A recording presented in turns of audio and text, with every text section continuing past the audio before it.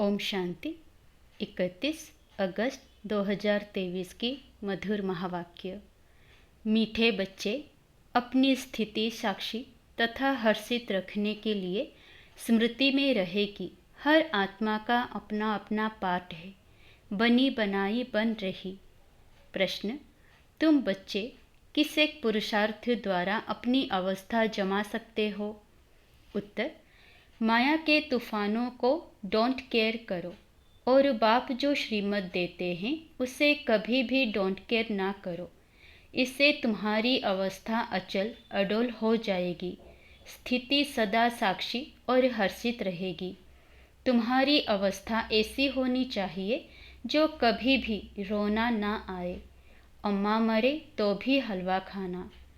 गीत: तुम ही हो माता, पिता तुम ही हो। ओम शांति। बच्चों ने गीत सुना। अक्सर करके भक्ति मार्ग वाले मंदिरों में जाते हैं, चाहे शिव के, चाहे लक्ष्मी नारायण के, चाहे राधे कृष्ण के या अन्य देवी देवताओं के मंदिरों में जाएंगे। सबके आगे यही महिमा करेंगे, त्वमेव माताश्च पिता त्वमेव। फिर कहते हैं त्वमेव विद्या द्रविणम। माना तुम माता पिता भी हो, पढ़ाने वाले भी हो।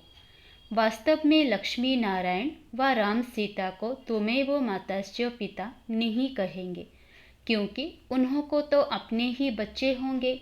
वह ऐसी महिमा नहीं गाएंगे। वास्तव में महिमा एक शिव की है। वह महिमा गाते हैं देव देव महादेव। माना तुम ब्रह्मा विष्णु शंकर से भी ऊंच हो।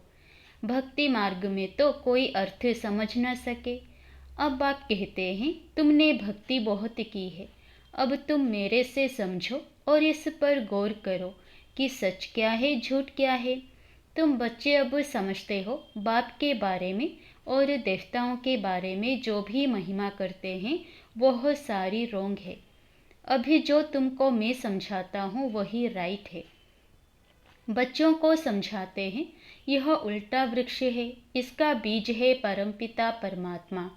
वह ऊपर में रहते हैं, वह तो चैतन्य बीज है ना। तुम ठहरे बच्चे। कई कहते हैं कि सब बीज आदि में भी आत्मा है, लेकिन वह तो जड़ है ना। बाप को कहा ही जाता है मनुष्य सृष्टि का चैतन्य बीज रूप। अब मनुष्य गाते हैं ओ गॉड फादर। अच्छा, झाड़ को तुम चैतन्य ज्ञान सागर नहीं कहेंगे। मनुष्य में यह ज्ञान है कि यह बीज है। बीज में जरूर झाड़ का ज्ञान होना चाहिए, परंतु जड़ होने के कारण बता नहीं सकते। मनुष्य तो समझ जाते हैं कि बीज नीचे है, उनसे झाड़ निकला हुआ है। कल्प वृक्ष और बनेन ट्री की भेंट करते हैं। वह जड़ है, यह चैतन्य है। कलकत्ते में बड़ का बहुत बड़ा झाड़ है, उनका थूर सारा निकल गया है, सिर्फ झाड़ खड़ा है, फाउंडेशन है नहीं। वंडर है ना। बाप समझाते हैं इस झाड़ का भी फाउंडेशन है नहीं। देवी देवता धर्म प्राय लोप हो गया है, बाकी सारा झाड़ खड़ा है। कितने मठ पंथ हैं, यह है बेहद का झाड़। बेहद का बाप बेट समझाते हैं। बाबा लिखते भी हैं शिव बाबा का बर्थडे हीरे जैसा है, क्योंकि शिव बाबा ही कौड़ी से हीरे जैसा बनाते हैं, स्वर्ग बनाते हैं। अभी तो भारत कितना कंगाल बन गया है। मनुष्य हम सो हम कहते हैं, परंतु समझते तो कुछ नहीं। हम आत्मा सो परमात्मा, परमात्मा सो आत्मा। यह ढिंडोरा सन्यासियों ने पिटवाया है। तुम अर्थ सहित जानते हो। हम सो ब्राह्मण बने हैं, फिर हम सो देवता बनेंगे, फिर हम सो क्षत्रिय वर्ण में आएंगे। आत्मा कहती है हम इन वर्णों में जाएंगे। हम शूद्र थे, अभी हम ब्राह्मण कुल में आए हैं। परमपिता परमात्मा ही सबको रचने वाला है। ब्रह्मा विष्णु शंकर देवताओं को भी रचने वाला वो है। अभी बाप बेट बच्चों को समझाते हैं तुम कहते हो त्वमेव माताश्च पिता, तो माता भी यह बरोबर है। बाप बेट बच्चों को बहलाते हैं। भक्ति मार्ग में मीरा भक्तिन थी, वह है भक्तमाला। ज्ञानमाला भी है, ज्ञानमाला का नाम है रुद्रमाला। रावण माला नहीं कहेंगे, रावण की भक्ति तो नहीं करते। राम माला है, भल अभी रावण राज्य है, परंतु रावण की माला नहीं होती, भक्त माला होती है। असुरों की माला तो नहीं होती। भक्त शिरोमणि में एक तो मीरा है, उनको श्री कृष्ण का साक्षात्कार होता था। लोक लाज सारी खोई थी। सेकंड नंबर में शिरोमणि भक्त कौन है? नारद। हाँ, उनका गायन है, दृष्टांत दिया जाता है। यह तो सब बातें बैठ बनाई है, रियल नहीं है। बाप कहते हैं कि मेल फीमेल सब सीताएं हैं। बाप कहते हैं कि मेल फीमेल सब सीताएं हैं, सब रावण के शोक वाटिका में हैं। लंका की बात नहीं, भारत की ही बात है। एक ही बाप सर्व का सद्गति दाता है। वह एक ना हो तो भारत कुछ काम का नहीं है। सबसे जास्ती पतित और सबसे जास्ती पावन भारत ही बनता है। भारत ही सबसे बड़ा तीर्थ स्थान है। भल अपने अपने पैगंबरों के तीर्थों पर जाते हैं, परंतु सबका सद्गति दाता एक बाप है। भारत ही अविनाशी खंड है। बाप कहते हैं, मैं यहाँ आकर भारत को जीवन मुक्ति देता हूँ, बाकी सबको मुक्ति देता हूँ। सबका सद्गति दाता मैं हूँ। सचखंड स्थापन करने वाला बाप एक ही है। सचखंड में राज्य करने के लिए बच्चों को लायक बनाते हैं, खुद राज्य नहीं करते। बाप बेट समझाते हैं, मैं कल्प कल्प आता हूँ भारत को सद्गति देने, बाकी सबको गति में वापस ले जाता हूँ। हर एक मनुष्य मात्र की जो आत्मा है, हर एक में अविनाशी पार्ट भरा हुआ है। इसको कहा जाता है बनी बनाई बन रही। समझो, किसी का बाप मर गया, उसने जाकर दूसरा जन्म लिया। अब रोने से क्या होगा? साक्षी होकर देखना है। यह ड्रामा है, इसमें रोने की दरकार नहीं है। गृहस्थ व्यवहार में तो रहना है।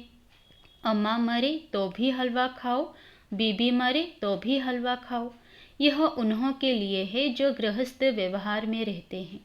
तुम्हारी अवस्था ऐसी होनी चाहिए जो कुछ भी दुख ना हो। बेहद के बाप को याद करते रहना है।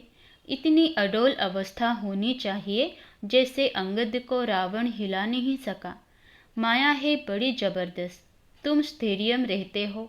माया के कितने भी तूफान लगे, डोंट केयर, घबराना नहीं है, फंक नहीं होना है। पुरुषार्थ करके अवस्था को जमाना है। बातें तो बहुत अच्छी समझाते हैं, तुम समझते हो हम पार्वतियाँ हैं। शिव बाबा अमर कथा सुनाते हैं।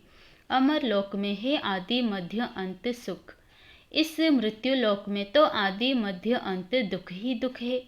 त्योहार आदि सब इस समय के हैं। लक्ष्मी नारायण आदि का कोई त्योहार नहीं। वह क्या सर्विस करते हैं? तुम ब्राह्मण बहुत सर्विस करते हो। देवताओं की आत्मा को सोशल वर्कर नहीं कहेंगे, ना जिस्मानी ना रूहानी। तुम हो रूहानी जिस्मानी डबल सोशल वर्कर। अच्छा, मनुष्यों को नष्टमोहा बनने में मेहनत लगती है, क्योंकि उनके पास कोई एम ऑब्जेक्ट नहीं है। यहाँ तो तुमको प्राप्ति बहुत है, तो बहुत नष्टमोहा होना चाहिए ना। एक बाबा के साथ योग लगाना है। बाबा, ओ मीठे मीठे बाबा, आपको हमने पूरा जान लिया है। आगे तो सिर्फ कहने मात्र गॉड फादर कहते थे, अभी तो आप आए हो फिर से स्वर्ग की राजाई देने।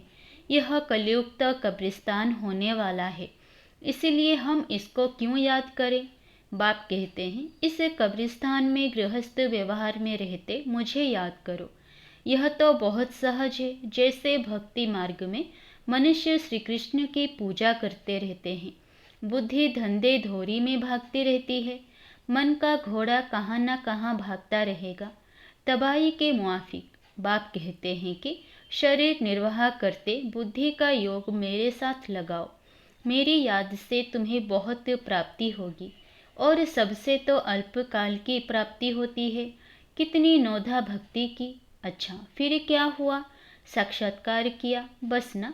मुक्ति जीवन मुक्ति तो नहीं मिली। अब बाप कहते हैं कि तुम 21 जन्मों के लिए विश्व के मालिक बनते हो। स्वर्ग में गर्भ भी महल होता है, यहाँ तो गर्भ जेल है। लोग श्री कृष्ण जन्माष्टमी आदि कितना धूमधाम से मनाते हैं। तुम्हें सिर्फ मनाना नहीं है, लेकिन सबको समझाना है कि श्री कृष्ण का जन्म कब हुआ। श्री कृष्ण अभी कहाँ है? तुम जानते हो, अभी हम कृष्णपुरी का मालिक बनने के लिए पढ़ रहे हैं। बाप के पास बैठे हैं। बाप को हाथ जोड़े जोड़े जाते हैं क्या? टीचर पढ़ाते हैं तो क्या उनको हाथ जोड़ना होता है? महिमा करनी होती है?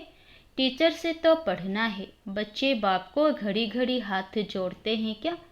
इस समय तो तुम घर में हो, तुमको भाषणा आती है।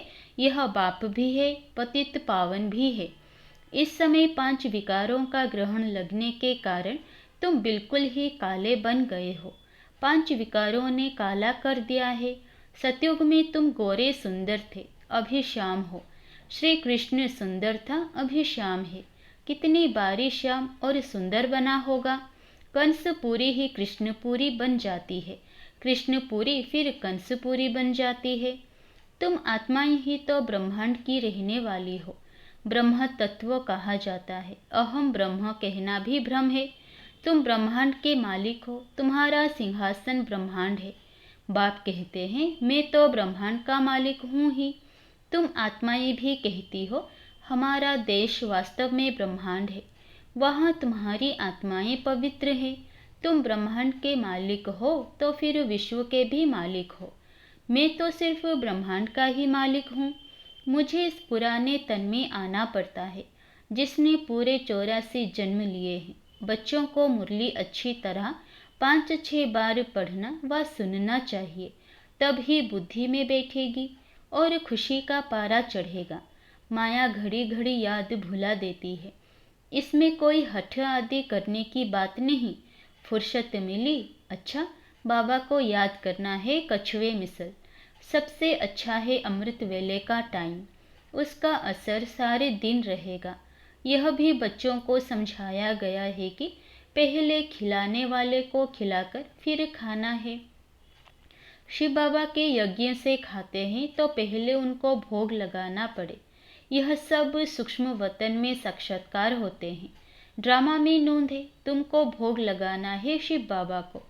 वह तो निराकार है। गाया भी जाता है देवताओं के लिए।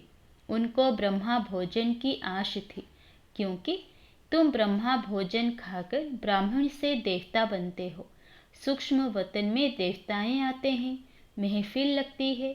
यह सब खेल पाल है। अच्छा, मीठे मीठे सिकिलधे बच्चों प्रति माता पिता बाप दादा का याद प्यार और गुड मॉर्निंग। रूहानी बाप की रूहानी बच्चों को नमस्ते। धारणा के लिए मुख्य सार। पहला, बुद्धि में पूरी एम ऑब्जेक्ट रख नष्ट मोहा बनना है। इस कब्रिस्तान को भूल बाप को याद करना है। रूहानी जिस्मानी सेवा करनी है।